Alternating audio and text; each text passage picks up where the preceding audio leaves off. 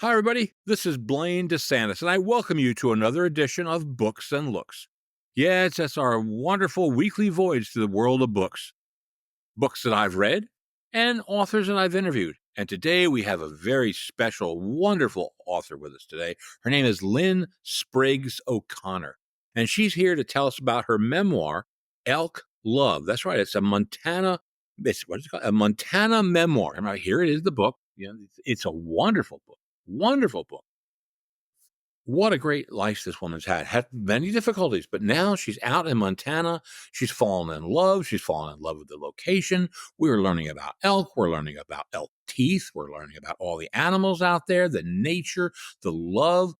It's a wonderful book, and her interview is just grand. She also was like not the curator, but she was in charge of exhibits and museums out there. And she tells us about that, about the sense around room when they had a bison display and how that went. It's just beautiful. I mean, this is just a wonderful, wonderful memoir of a lady who lived in the North, lived in New York, lived in Atlanta, and then had some issues health wise, realized her life wasn't going anywhere, moves to Montana. And as you will see, it's like a new person. It is a new person. You get revitalized out there. There is something about the vastness, my friends. So if you ever want to get out to Montana, that's what you want to do. Go west, friends. Go west. There's nothing like it. And she tells us all about the deer, the elk, the antelopes, the cows, the horses, you name it. Lots going on out there. So anyway, I think I really enjoy this interview. Her name, Lynne Spriggs O'Connor. Let's go right to that.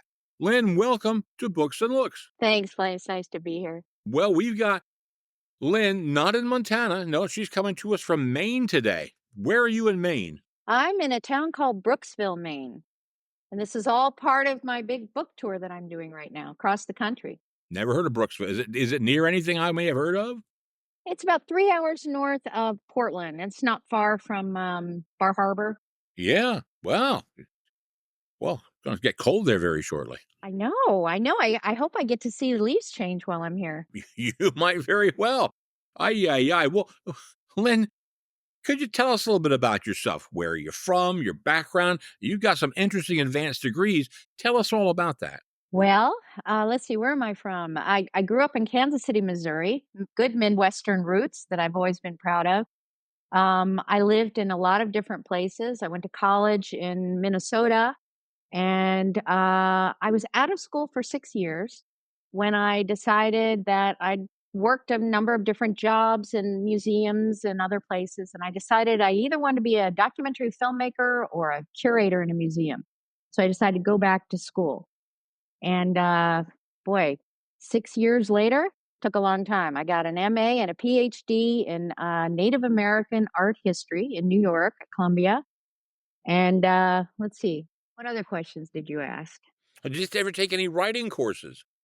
In college, I got a BA in painting, and I also studied a lot of English. I loved English courses. I don't know that I ever took a writing class per se, but I took a romantic poetry class, and took a class that took us all the way through Ulysses by James Joyce. And I enjoy reading, and but to a large part, it took me 12 years to write this book, and a lot of that time was learning how to write.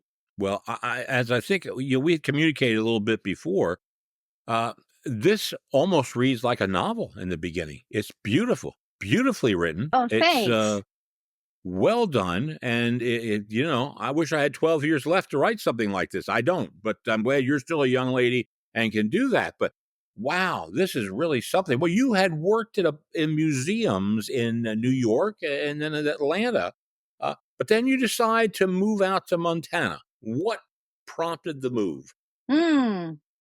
It was one of those times in life when you feel like you've hit bottom and seems to be going wrong. Work is tough and relationships aren't working out. And I had a lot of health problems. And at a certain point, I realized, man, for me, literally, to stay alive, I had to make some radical change to my life. Radical. And I had spent earlier 10 consecutive summers on the Blackfeet Indian Reservation in Montana. while I was doing my PhD field work. And from that first summer, I just fell in love with the landscape there, Blaine. It was so stunning. I'd never seen or felt any place like that before in my life. It grabbed a hold of me and it didn't let go.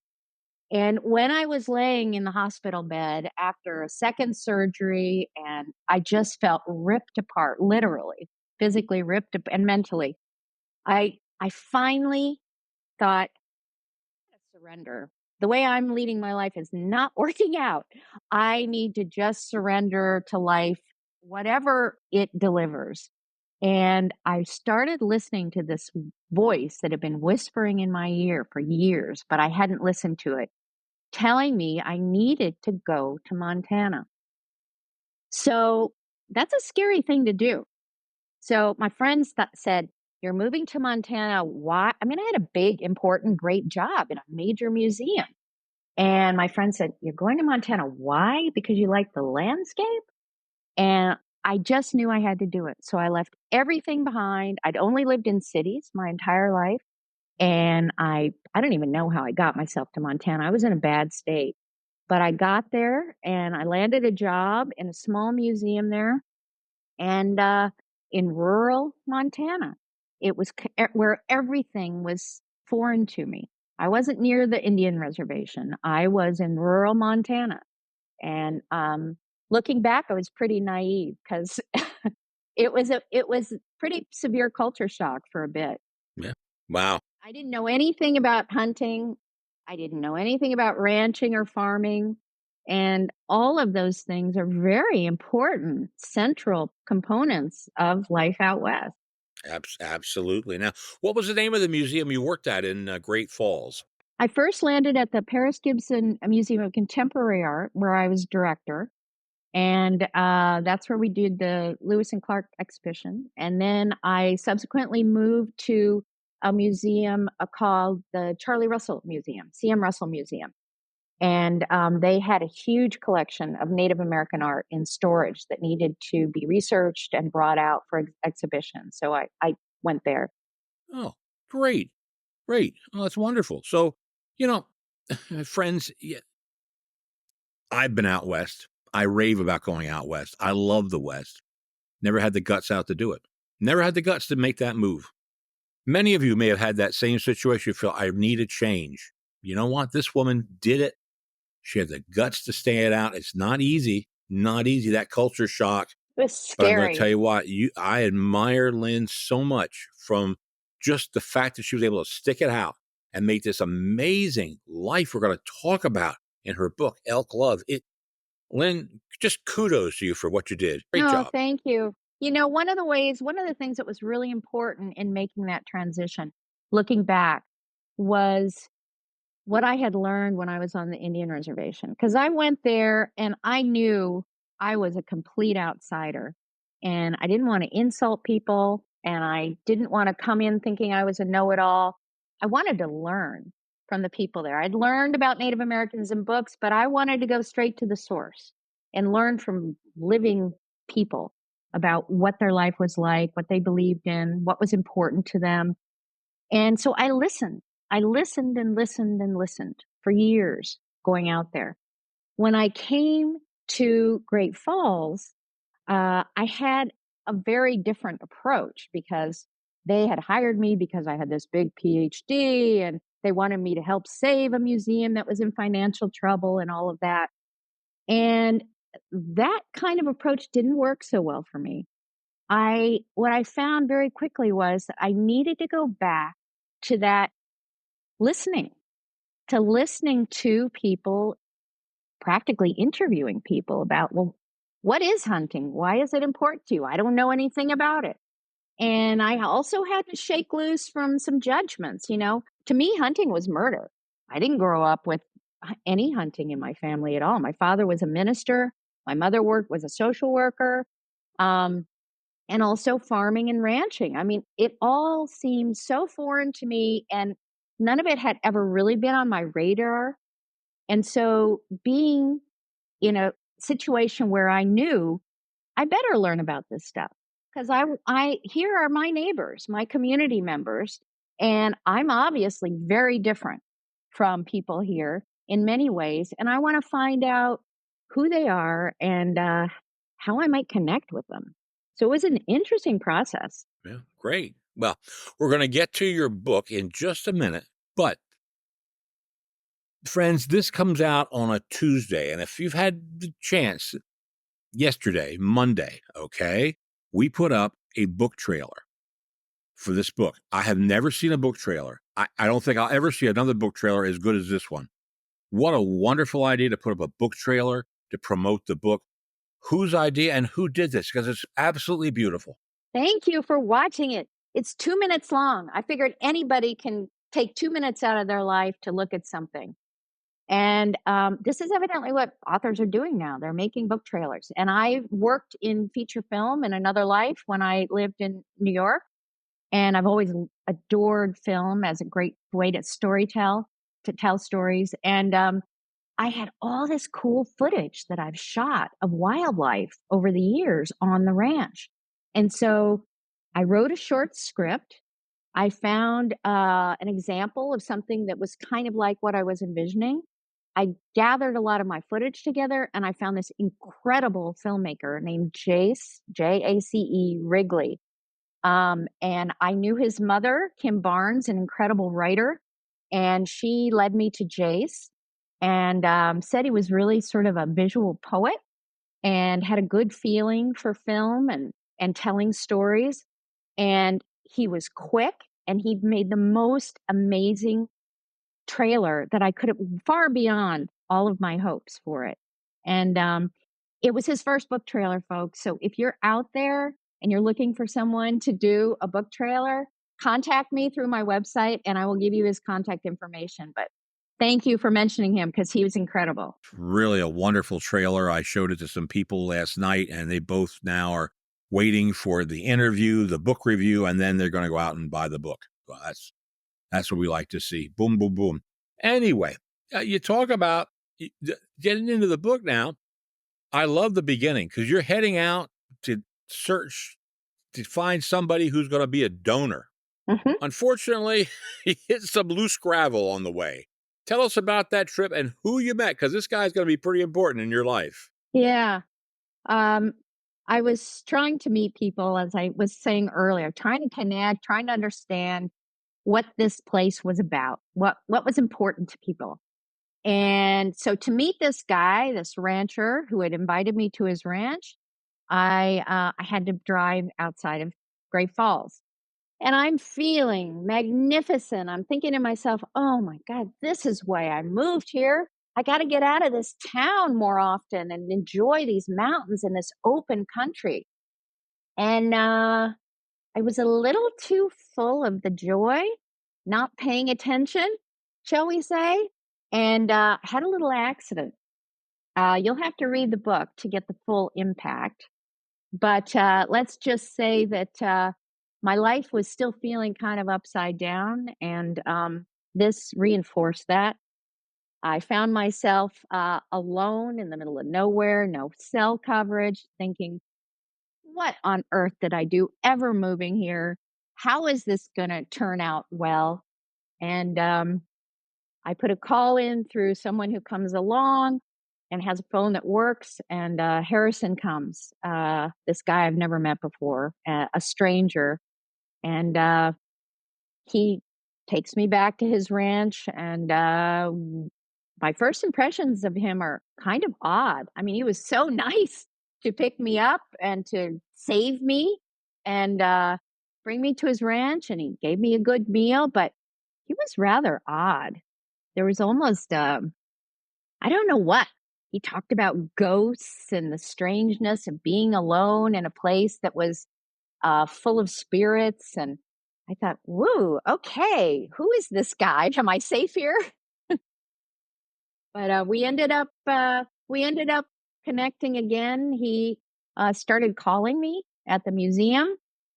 I was pretty lonely. I didn't know a soul in town, and so I accepted. We went out to lunches. He still seemed odd, but very interesting, fascinating. And over a long period of time, this book has been described as as a slow burn romance.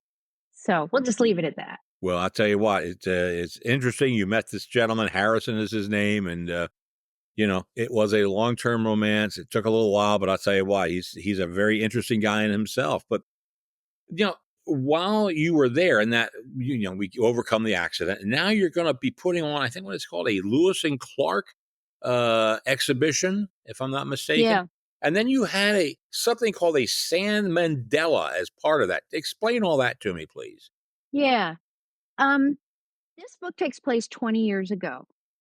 And 20 years ago, there was a big, huge crowd of people moving all the way from the east of the United States to the west, following the Lewis and Clark Trail, the original trail, to celebrate the bicentennial of their voyage across country. And so, working at the museum, I was the director at the time. I worked with my curator because for these crowds of people coming that summer, we wanted to have a great exhibition. We figured that most people would have they'd seen a lot of Lewis and Clark exhibitions on the way, so that we wanted to do something different. And I'll read just a little bit to you about what it was that we did. That sounds good. Lewis and Clark mapped their journey and helped define the American West. Our show explores diverse ways in which others from different cultures have chosen to visually map their own identities. The show included an installation by a Northern Cheyenne artist, Bentley Spang, Dreamtime paintings by several early Australian Aboriginal artists, and a sand mandala to be created on the premises by Buddhist monks. Now, sand mandala in Sanskrit means container of essence. I am a meditator. I practice Buddhism. Always try and learn things through that practice. And I found four lamas or practitioners of Buddhism in India who were willing to come for this grand bicentennial event. So they came, and months beforehand, they prayed and they worked on to what their presence here was meant to accomplish. A sand mandala is something working in a large gallery. They created a beautiful sand mandala with focused attention. They take turns tapping a long copper funnel, which each of them had, to apply grains of colored sand and to create intricate patterns that follow a preordained design, while hundreds of visitors to our museum watched. After hours of painstaking work and days, 3 days, this image is meant to to make symbolic references to the whole universe and the complexities of life, all of the subtleties and complexities. So after 3 days, a sand mandala is ritually destroyed to represent the comings and goings of everything in life.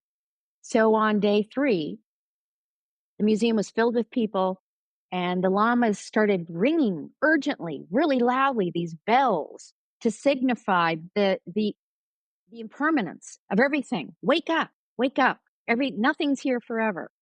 And then, to the horror of some and to the wonder of many, they start taking these little brooms and they start sweeping and destroying what they've spent so much time making and put it into an urn. And then we all piled into various vehicles, and there were about 1,000 people that met us at the river, at the Missouri River, a beautiful spot there. And they took the urn and they began to pour it. As the urn tipped, particles of orange, turquoise, yellow, and pink blossom into the river's current. Prismatic rainbows swirl and dance before dispersing. What hours early was a gorgeous work of art is ephemeral and formless, now carried along by the flow of life. So that was it was really a neat experience. I was going to say pretty neat. That's really interesting. I will bet you're the only person who had a sand mandala as part of a Lewis and Clark exhibition. That's probably true. And that's what we were going for, originality. So good. It was. Well, that's really wonderful. Well, now a year goes by from when you first met Harrison and after that accident, and you go back out to the ranch, and you described almost a sense of wonderment, like, oh my word, I didn't see this the first time I was going out there. I've seen so much I wasn't aware of, and he showed you. Can you tell us a little bit about how that changed your view of the whole area? Yeah, it was interesting. When I was first there, of course, I was in shock. I was post-traumatic from the accident, and he was driving me, and I was just asking him, "Can you slow down a little?" I was still scared to be in a vehicle, and I had my dog Willow with me, and she was going under the seat, terrified because she was really freaked out by the accident.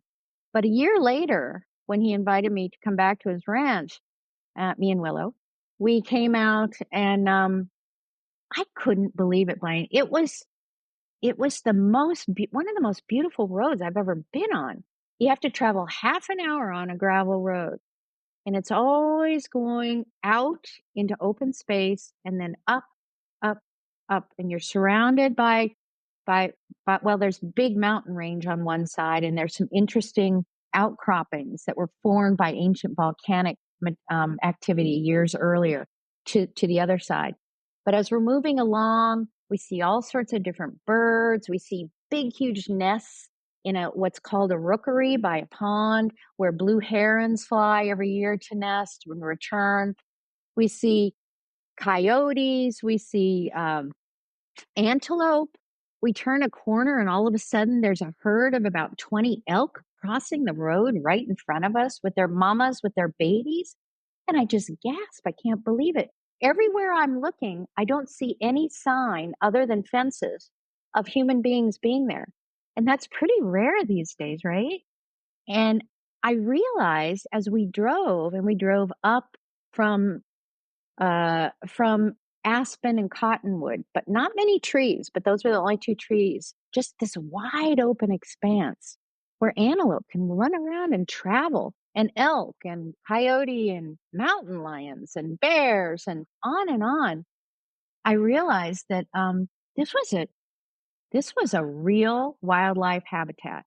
Instead of traffic lights and noise and human beings, this was still one of those rare places where wildlife still had their wildness. And that was so different. I mean, we're not used to that sort of experience. I wasn't anyway. I mean, I'd hiked up in Glacier Park when I was up on the Indian reservation, but this was the real deal. And Harrison was telling me there's over 100 bird species there.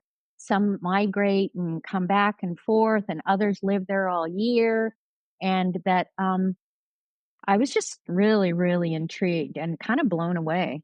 It was beautiful. You don't never come out and say it, but one of the questions I got is you were with the Blackfeet for 10 years, but it's like this is a whole different atmosphere there. I don't know. Did they not have all that wildlife where their reservations at? I admit I'm ignorant as of the Blackfeet reservation. That's an interesting question. Part of their reservation is snug up against Glacier National Park, and so of course that's full of wildlife.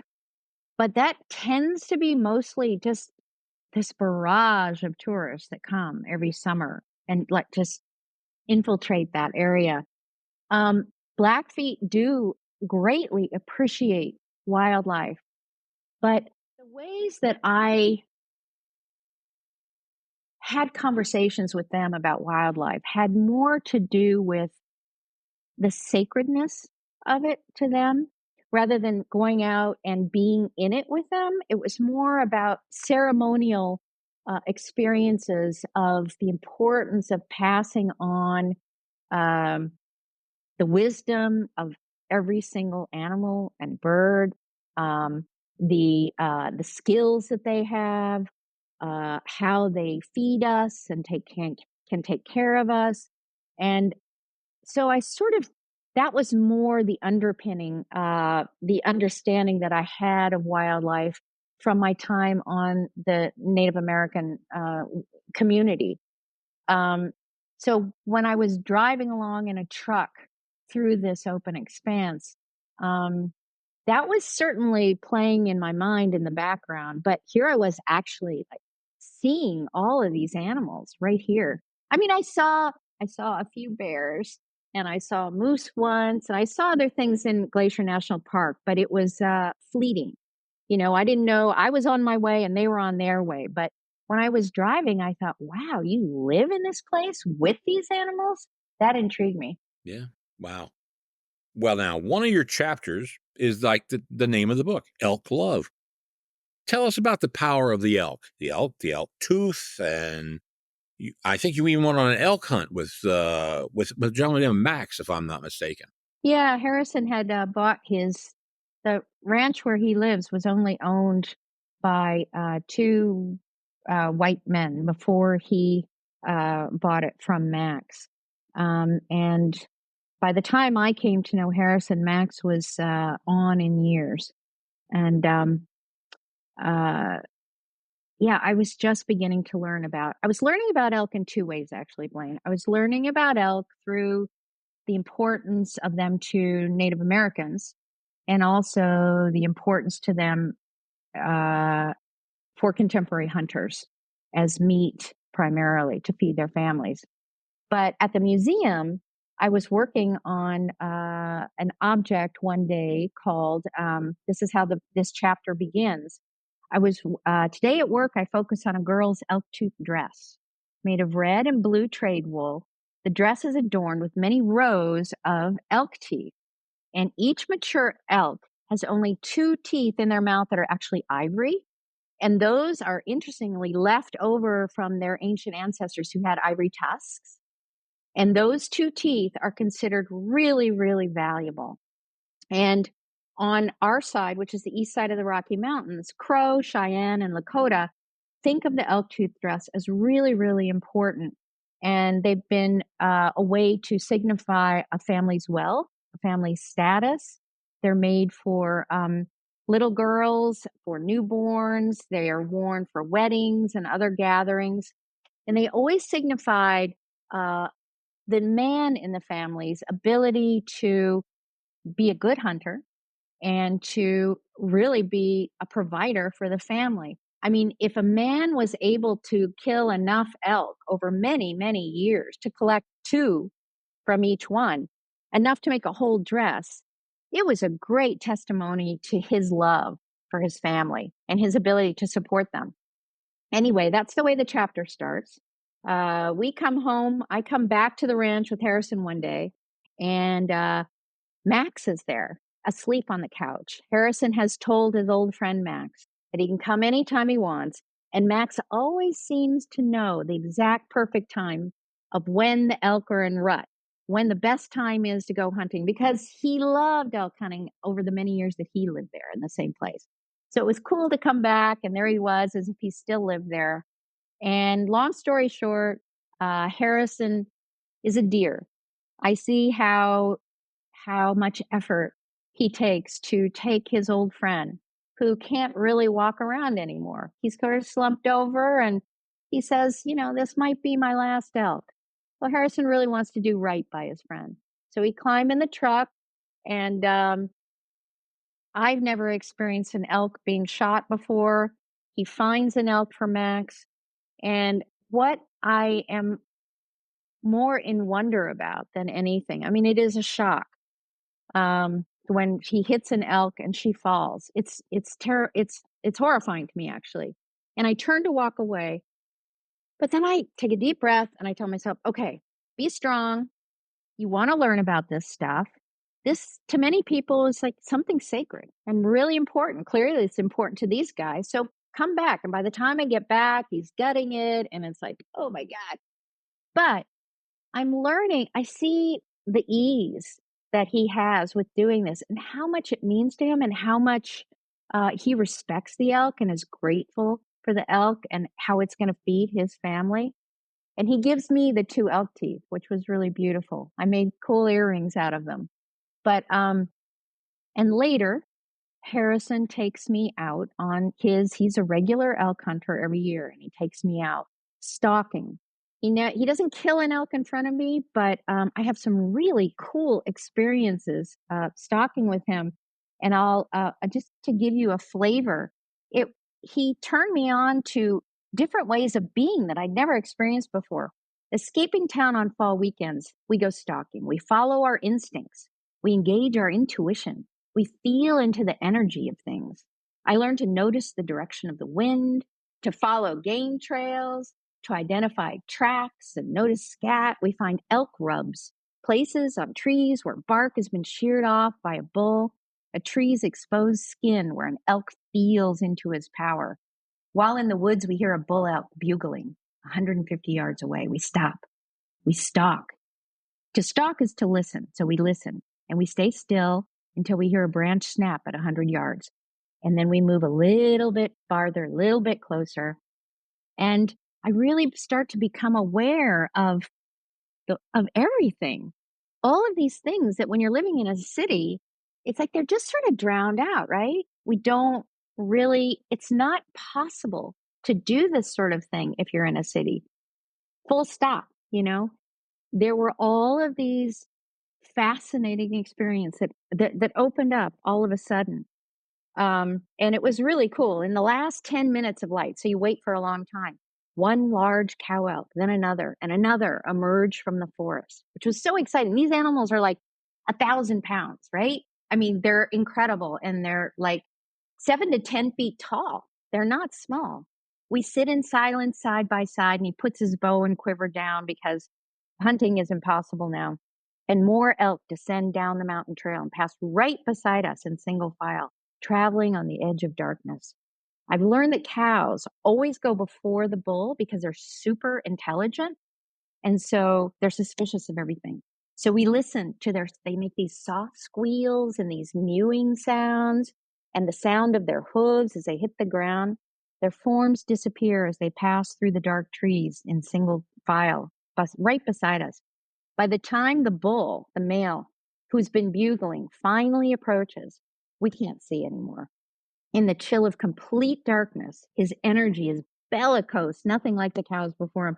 Whatever it is that is charging past us only 3 yards away bellows and growls like some wild monster full of his own power.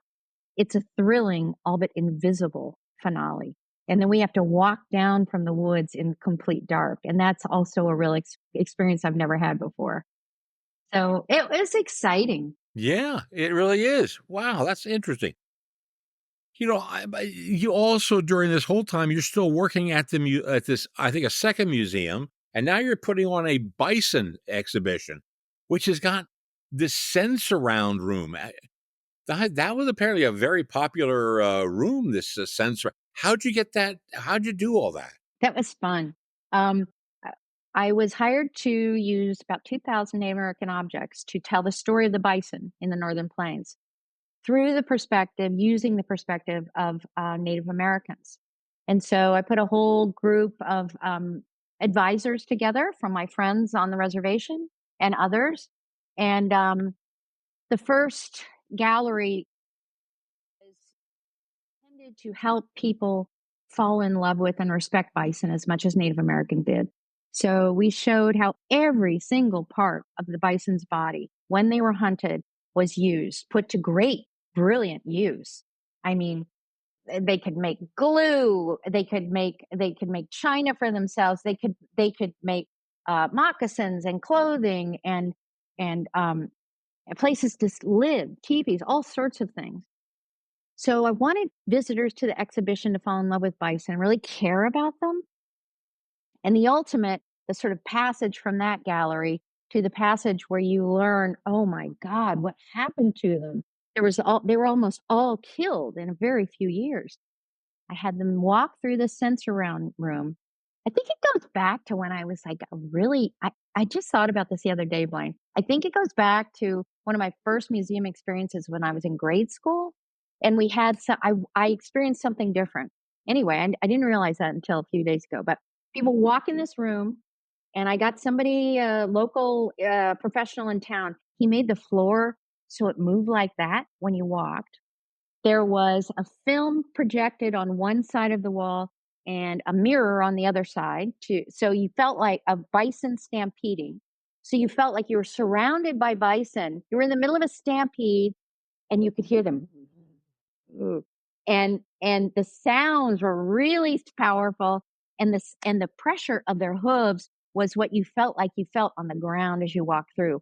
I wanted people to like feel in their bodies the power of this amazing animal that Native Americans that it was really at the center of their lives. Wow. I bet that was a very popular exhibition. Yeah, it was. It stayed. It was meant to be a permanent exhibit, but the minute it opened, Blaine, we National Endowment for the Humanities liked it so much that they gave us more money, and we got a grant to make a replica show that went on the road, and it traveled across the whole United States for I don't know how many years, maybe 5. You can find out about it on my website, but, that was really cool because bison at one point were all across this North America, and so the intention was wherever this show went, people would work with the indigenous culture there, and so they would tailor it so it would tell the story of what bison meant to people there, and, I never got to see any of those shows, but I thought it was a cool idea. That's really neat. Well, now we move on a little bit here because, it's not, it only covers a 5-year period of time, but a lot's going on. Um, you got to Scotland. That was an interesting time. Why did you and Harrison end up going to Scotland? Well, tell us all about that trip. We went to Scotland.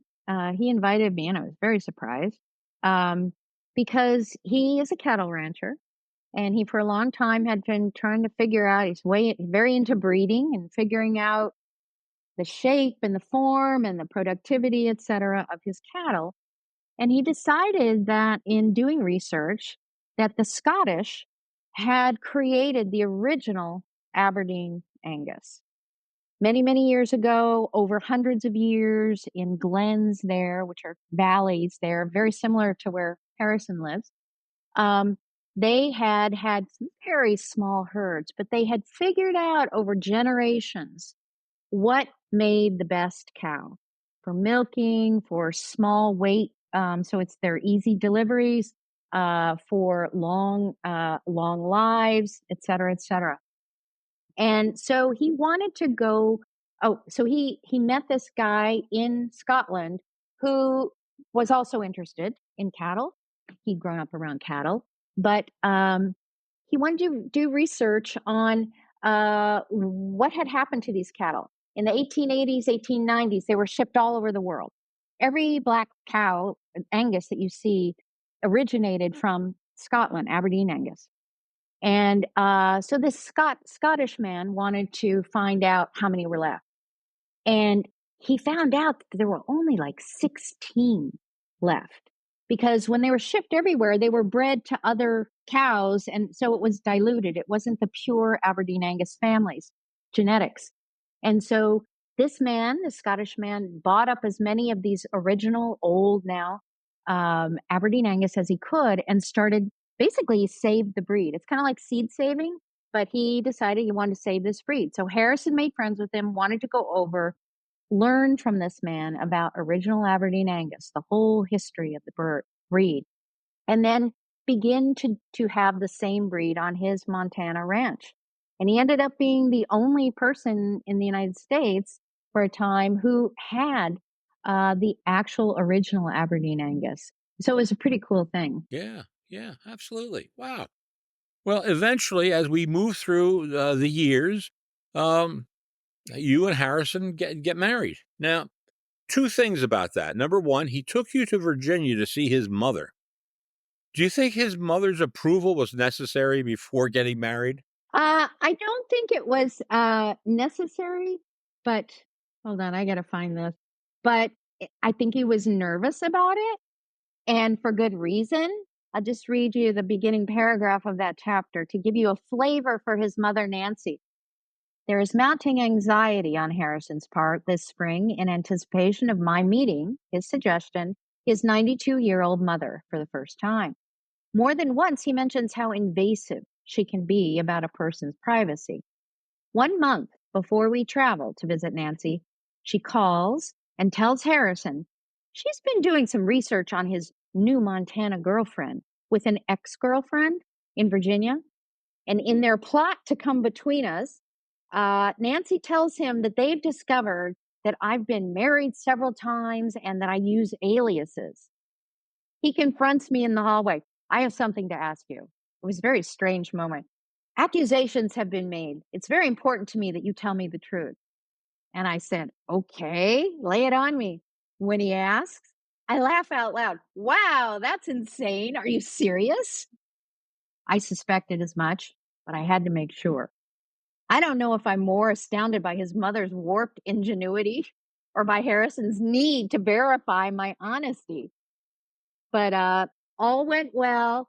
She ended up liking me, which, as he told me, she doesn't like most people. So you're lucky. And if she says she likes you, she really does. And I ended up really enjoying her too. But she was a hot potato. That yeah, I was nervous too. I bet.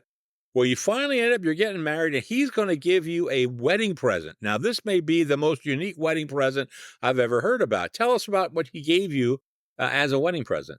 Um, I had gone out stalking elk with him for a long time. And I became intrigued with the fact that he only used a bow and arrow, traditional way of hunting, no rifle. And I was really interested in that. And so he began to teach me about archery. And he would set up big targets, and I would learn how to pull the bow back and how to focus and how to. He had me at one point come really close to the target, close my eyes, not even care about where I hit it, but just to feel the bow and the arrow in my body and what that was like. Anyway, I really got into archery. It's really fun. And so for our wedding, as a surprise, he had found this man who was an incredible craftsman and makes these handmade beautiful bows. Oh, I wish I'd remembered. I could have shown you. It's really pretty. Anyway, we brought it here because we like doing archery here too. And he gave me a handmade bow that is a real work of art. And the greatest thing is, Blaine, that whenever I pull it back, they describe some bows are described as, really coming alive in your hands when they're made really well. You just feel the aliveness of the arrow as it leaves. This one's like that. It's really fun. Have you ever tried archery? No, I never have, but I had I've been married twice. In my first marriage, my brother-in-law, he was a big bow and arrow man. He used to go out to Montana to shoot elk with bow and arrow. Oh, no kidding. Oh, cool. Yes, so Yeah. yeah, but, no, I've never done that, and, but you use it just for archery. You don't go out hunting with it, the bow and arrow. No. No, I know. Okay. I couldn't kill an elk. No, that Yeah, would be too horrible. no, I know. Well, yeah, that makes me you've developed and friends, when you go through this book, you'll see chapter by chapter, she talks about, calves and cows and birthing and, putting on, the hell, the branding, and she talks about the deer, and she talks about the elk, and she talks about is there one that you like more than any other? Is there one animal that's just taken you to their heart? Is it the elk? The elk, I think more than any animal really speak to me. I think I have to give a couple of answers. The elk overall, that's my very favorite. They just powerful. If you've ever heard an elk bugle scream, and there's just this dominant power that they have that's just so incredibly moving. I mean, their bugles can sound like musical instruments. Antelope, I think, are the most beautiful. They're just gorgeous. They're really you feel like you're in Africa or somewhere seeing these antelope and the way that they move, and they're so fast. And I don't say I would say in terms of just the heart of it, also all of the babies. I mean, they we give birth to 200 baby calves in a 2-month period. So the barn becomes like this maternity ward where it's just babies popping out all the time, 24/7. You have to be on watch, and it's exhausting. And sometimes it's 30 below, and it's dark, and the mother's about to attack you because she thinks you're going to take her baby away from her. And there's a million things that happen, which I describe in the book. It was so wild to learn all about it, but there's nothing in the world like babies. It was so fun. That's really a wonderful part of it too. Great. Great. Do you ever get tired of the nature out there? Is it ever not marvelous? I never when I moved out to Montana, I never looked back, Lane. It was just and it just gets better. No, it grabs a hold of you, like I said earlier, and doesn't let go. I don't I I find when I go to airports now and other places, I think, wow, there's a lot of human beings. Such a busy, busy world now, such a busy globe. And to be in a place to have these kinds of experiences that are impossible when you're not in the thick of it was such a life changer for me, just a total game changer. You step into wonder, experiences of surprise and wonder all the time, and it makes you feel like you belong in the world because you're connecting to all these animals and nature. I wanted to share that. That's primarily why I wrote the book because it's like not everybody can, like you said, can get up and move somewhere. And I had the good fortune to do that. And I just wanted to say, hey, this is this is one way that it can happen. And it was pretty amazing.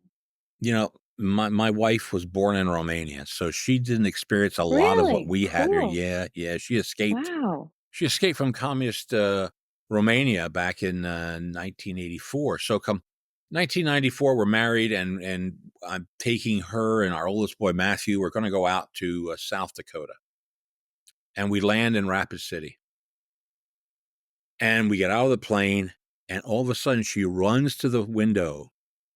"Blaine, what? Moo, moo, moo, look at all these cows. Look at all these cows. I've never seen so many cows in all my life."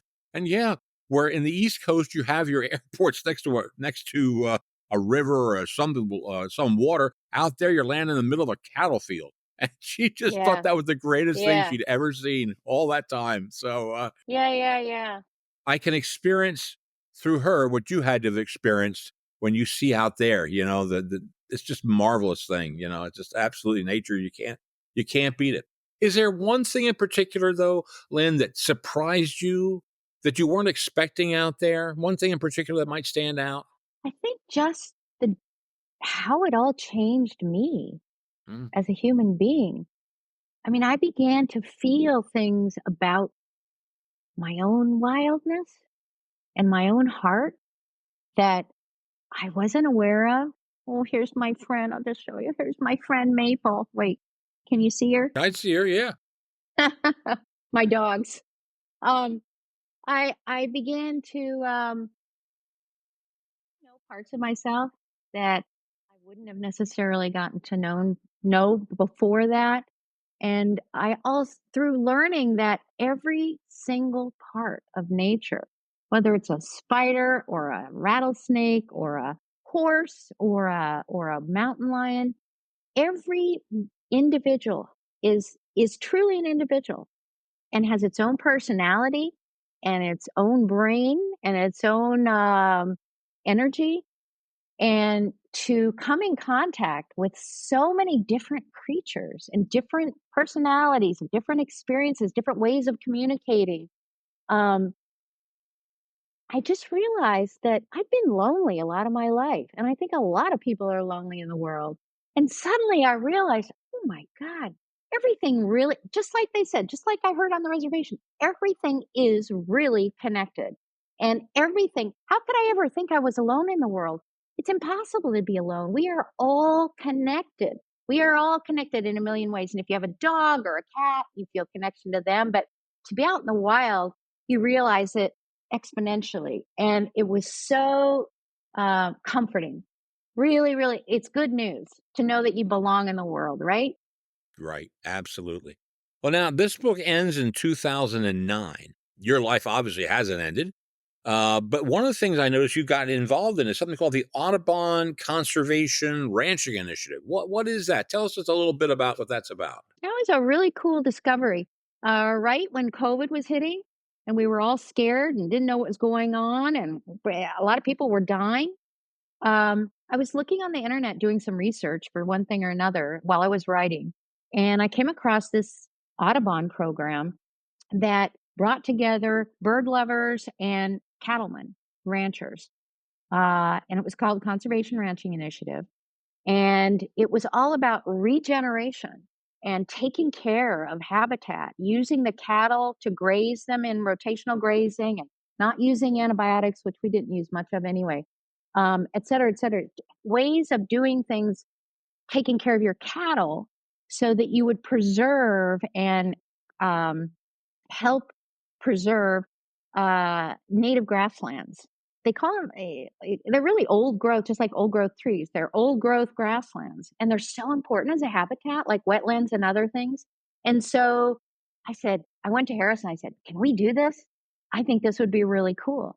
And so we joined. It took a couple years, and we're still doing it. And they come every year, and we meet with them, and they keep track of our birds and see how we're protecting and helping them so that they have a place to nest and migrate to every year. So it's pretty great.